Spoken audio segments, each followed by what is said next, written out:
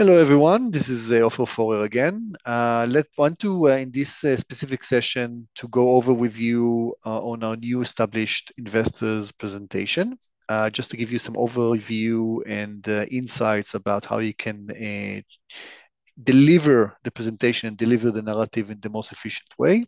So let's first start with sharing the presentation. And as you can see, this is the presentation. I started with an orientation page, which obviously you don't need to use, just to give you some orientation about the different slides. The idea behind this presentation is to make you, the presenter, the main thing, not the presentation, but you who is showcasing the presentation. And that's why maybe we don't have a lot of glare to it, but hopefully it does the job. So we start with some basics. Name of presentation is Why Israel, Why Now? And let me just mention that if you want to change it, you want to add a few slides or take a few slides, it's very flexible. Everyone do their presentation in their own style. What I want to share with you here is that sometimes you might find yourself in a situation that you've got partners in the seminar or the event that you are having, which in this event you are doing the presentation, and maybe this area is not sufficient to the different logos. So you've got here another, I would like to say, bar that you can take and add a few more logos as well. We're going to start the presentation with a bit of a wow effect. The idea is to showcase the strong positioning of Israel and its startup ecosystem. So that's why I added two graphs from two researchers, recently published researchers on an ecosystem or startup ecosystem in different cities or different countries around the world. The first one is from Startup Genome, where Israel, or Tel Aviv actually, was ranked fourth as the strongest ecosystem, startup ecosystem in the world after the Silicon Valley, New York, and London, sharing the same spot as Los Angeles. And the next one is from Startup Blink, which lists the countries, not the specific ecosystems within a country, where Israel retains the third position in, I must say, a very difficult year. And then the idea is to highlight the ingredients of Israel innovation's position. And the message we want to convey is that Israel is a successful case study because it has built a sustainable and resilient ecosystem with a global orientation. However, what we want to showcase and narrate in the presentation is the essence of it all, the culture of the talent pool, which is driving Israeli entrepreneurship, is the basis for the existence of the ecosystem. So when you are doing the presentation, I added on the bottom part, as you can see, really bullet points about what you can mention, how you can address specific areas within the presentation. And as I mentioned, everything is very flexible. You are more than welcome to do it in your own style. If you want to add a few things, you want to take out a few things, you can definitely do that. The next page in the presentation is a bit more numeric. And in this slide, we follow up on the message of the last slide with numbers. So the idea is to exemplify on the left-hand side the global positioning of Israel and its ecosystem in comparison to other ecosystems and countries around the world. On the right-hand side, we showcase the diversity of the institutions and the players which serves as building blocks to the ecosystem. I'm moving on to the next slide, which is multinationals in Israel. This slide is more corporate VC or VC oriented, but I would definitely leave it if I'm talking to other type of investors like family offices and institutional investors, etc. Because this slide showcases the multi-sectorial aspects and the diversity of the Israeli ecosystem. And as you can see on the left-hand side, we have the different sectors which are catered in the Israeli ecosystem, and also in a very colorful way, adding the logos of the global giants, the global corporations who decided to open and R&D activities or deal directly with R&D, open innovation, or have corporate VC offices in Israel. And this really showcased the strength of the ecosystem and the international orientation of the ecosystem, which is something we always want to showcase to investors. Moving on to the next slide. This slide showcases the attractiveness of the ecosystem from an exit-oriented investment or exit-oriented point of view. Most investors, they want to make money on their investments, and M&A is one of the leading ways of getting returns on your investment. To be honest, this specific slide looks a bit hectic because it's got lots of information and colors, etc. But the idea behind it is to showcase not only the raw data of the deals in a relatively eye-catching way, as you can see over here, but also showcasing the stories behind them.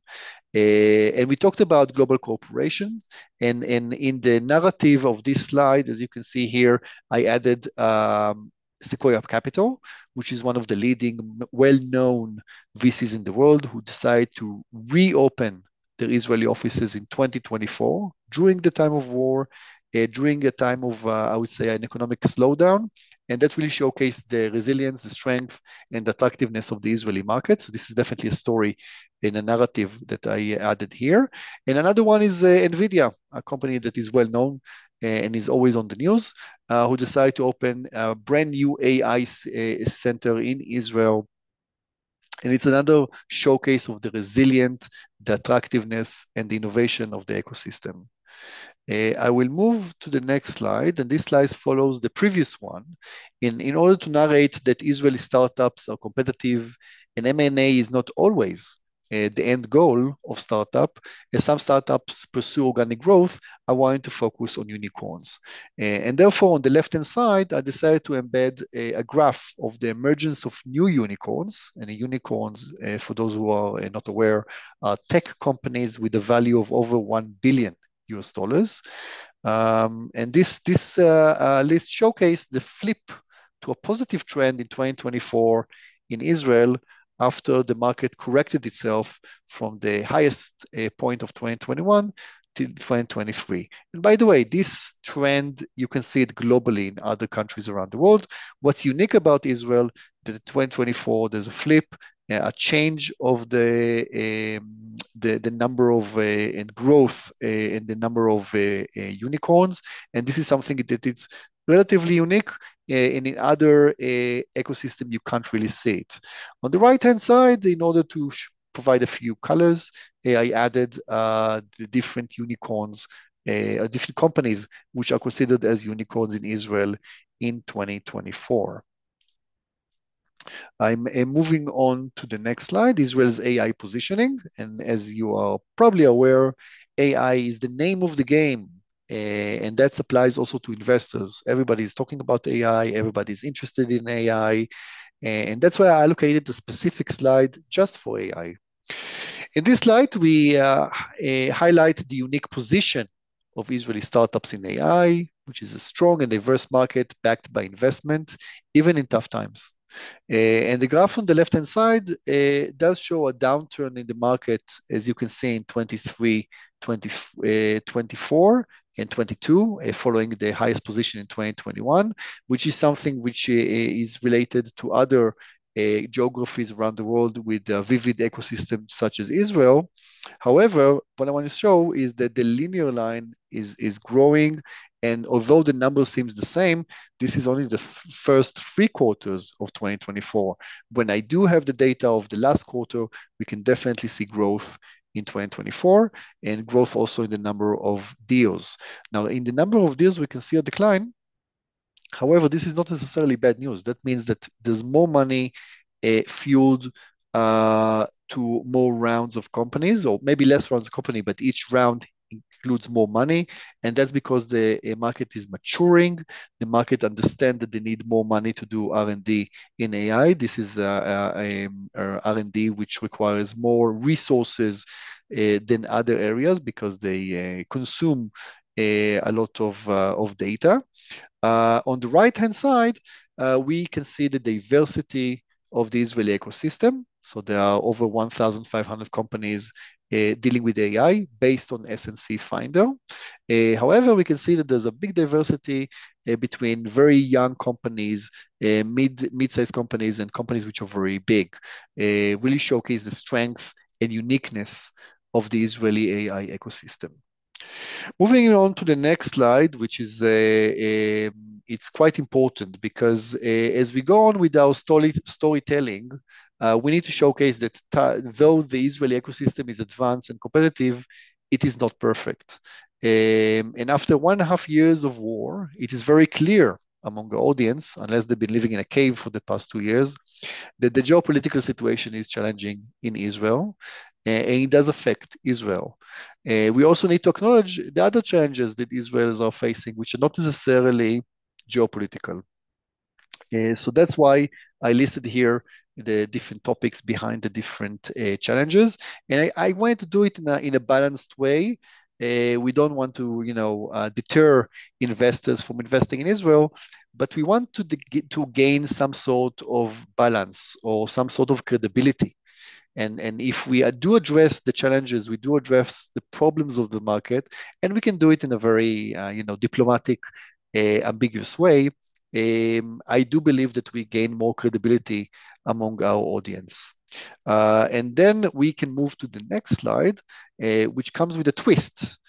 So the twist is that from the last slide, we showcased the challenges. We're showcasing how the challenge can twist into a strong value. So by taking the AI position in which Israel has a unique stand-in, putting in all the main sectors which are being developed in Israel on top of the DNA, and we add the baptism by fire, the very difficult 1.5 years that Israel has been facing, that Israeli companies have been facing, the fact that Israeli companies had to deal with a perfect storm that include not only a downsizing investment, which is something that happens worldwide, but also a war, and some of their team members had to be drafted to reserve duty. They had to work with much less resources, not only on financial, but also on HR. However, they were able to deliver, and they delivered their products, they delivered their innovation, they delivered their services on time and sometimes ahead of time. And that's why we can see an upscale in investment and upscale in the emergence of innovation in Israel.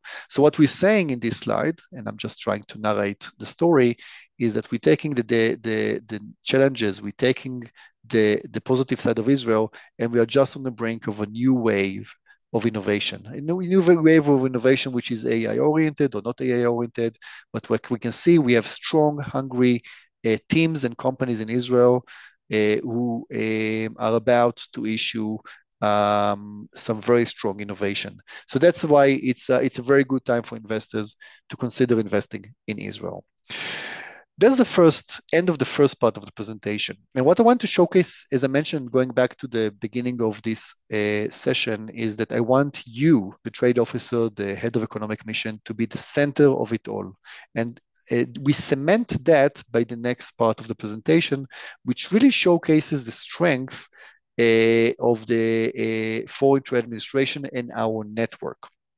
So in the next 3 slides, which are not less important from the one we had before, they brand and position the economic mission as a bridge to Israeli innovation and as a non-biased player with a strong network to the ecosystem. So we start by just sharing who we are. I'm in the economic mission in country X or country Y, but I'm not only focusing on my country, I am in a network of other commercial offices and other trade offices around the world. And we can see a holistic picture, not only of what's going in my country, but what's going in other countries as well. So that's what we want to showcase. We want to showcase to the investors we're working with, either if they are corporate VCs or VCs, that we have a very strong network worldwide, and we can use this network for the benefit of the investor we're trying to work with. So that's why in the next slide, when it comes to the investment activities we had in the past, I added 3 pie charts that showcase the diversity of the operations that we have, that we're working in not only on developed countries, but also developing countries, that we do activities such as investment scouting, in-person events like MWC or Medica, where we connect investors to Israeli companies, and also virtual events that we do virtual scouting and virtual showcasing for investors. And we also showcasing. We're not doing it only in the USA or not only in Europe, but also in Asia, in Latin America, etc. And we can add here the different events we had last year, showcasing the strength, the experience that we have, that we engage with investors. Now, I do understand that not all offices had the investors roadshow or investors power breakfast last year. However, if you connected investors to meetings in Medica or MWC or CES, or maybe you had a roadshow or incoming delegation, and you did some sort of a power breakfast for the Israel delegation with investors, I would definitely add it here, showcasing the experience, the strength, and the strong network the economic mission has. And this is the last slide. This is where we actually fish in the investor or the audience to follow up on an action item this year. And I believe that a good presentation or a good meeting is a meeting that has an actionable action items that we can follow up on. And that's why I added a summary of what's in it for me or call for action. Obviously, you can change the name of this slide, but this is where I would definitely add the events and opportunities for the investor to engage with Israeli companies this year. So that's the end of this presentation. I do hope that it will do the work. It will help you to connect better and more efficiently with investors. And as I mentioned, everything is flexible. When I have the information, the full information on 2024, I'll add it, and later on, obviously, I'll add further information. And if you have any more questions or suggestion, feel free to ping me. Thank you very much.